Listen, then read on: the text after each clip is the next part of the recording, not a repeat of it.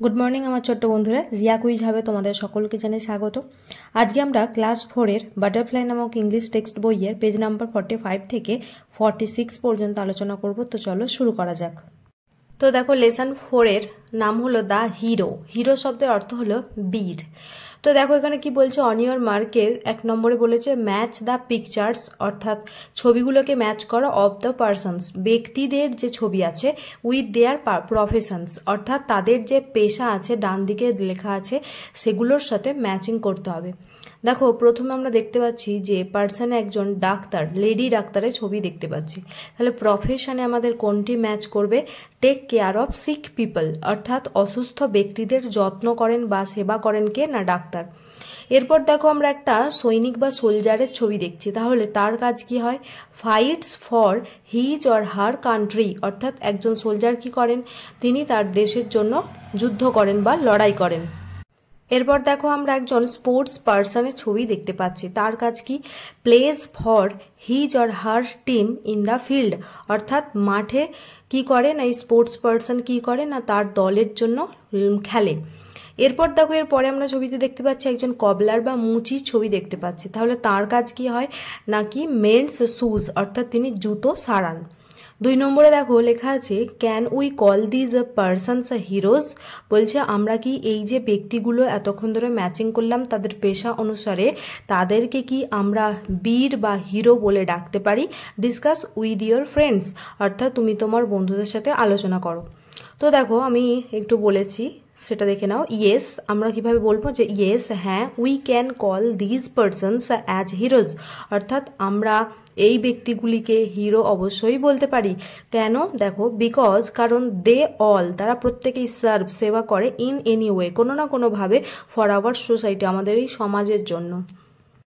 পরের পাতা দেখো লেখা আছে লেটস রিড, চলো পড়ি। লাস্ট সামার ভ্যাকেশন, অর্থাৎ গত গ্রীষ্ম ছুটিতে, আই ভিজিটেড, আমি মানে ঘুরতে গিয়েছিলাম, মাই আঙ্কেলস প্লেস, অর্থাৎ আমার কাকার বাড়ি, অ্যাট শিমুলতলা, অর্থাৎ আমার শিমুলতলাতে থাকা কাকার বাড়িতে ঘুরতে গিয়েছিলাম। এরপর বলছে আই ওয়াজ বোর্ড, অর্থাৎ আমি খুব একঘেয়েমি লাগছিল বা বিরক্ত হচ্ছিলাম, ডিউরিং দি আফটারনুনস, বিকেল বেলার সময়টাতে। দেখো এখানে ওয়ার্ড্রোব বা শব্দভাণ্ডারে বোর্ড মানে দেওয়া আছে টায়ার্ড অফ সামথিং, অর্থাৎ কোনো কিছু ব্যাপারে তুমি খুব ক্লান্ত বোধ করছো বা বিরক্তি প্রকাশ করছো। এভরি আফটারনুন, প্রত্যেক বিকেল বেলা, মাই ফ্রেন্ডস, আমার বন্ধুরা, প্লেড মানে হচ্ছে খেলতো, ফুটবল অর ক্রিকেট, অর্থাৎ তারা ফুটবল অথবা ক্রিকেট খেলতো।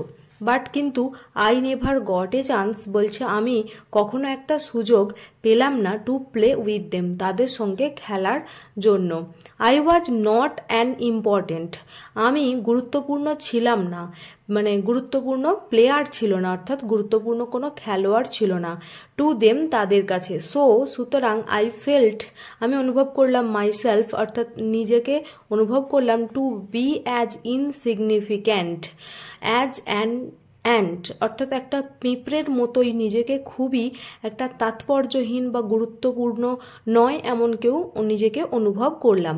তো এখানে ওয়ার্ড্রবে দেখো ইনসিগনিফিক্যান্টের মানে লেখা আছে আনইম্পর্টেন্ট, অর্থাৎ যাকে গুরুত্ব দেওয়া হয় না তাকেই বলা হচ্ছে ইনসিগনিফিক্যান্ট। ওয়ান ডে, একদিন, এ মিরাকেল হ্যাপেন্ড, অর্থাৎ একটা কি হলো না, বিস্ময়কর ঘটনা ঘটলো। মিরাকেল শব্দের একটি দেখো এক্সপ্লেন করে এখানে বলে দেওয়া হয়েছে অ্যান আনএক্সপেক্টেড, একটা অযাচিত, অ্যান্ড ওয়ান্ডারফুল, চমৎকার, ইনসিডেন্ট, ঘটনা, সেটাকে আমরা বলে থাকি মিরাকেল।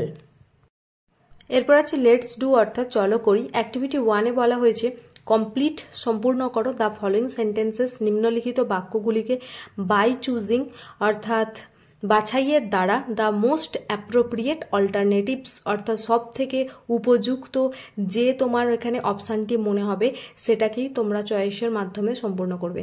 1 নম্বরে বলা হয়েছে দ্য রাইটার, অর্থাৎ লেখকটি, ওয়েন্ট মানে হচ্ছে গিয়েছিলেন, টু হিজ, কার বাড়ি গিয়েছিলেন? আঙ্কেলস হাউস, ফাদার্স হাউস না ফ্রেন্ডস হাউস? অবশ্যই হয়ে যাবে কি আঙ্কেলস হাউস।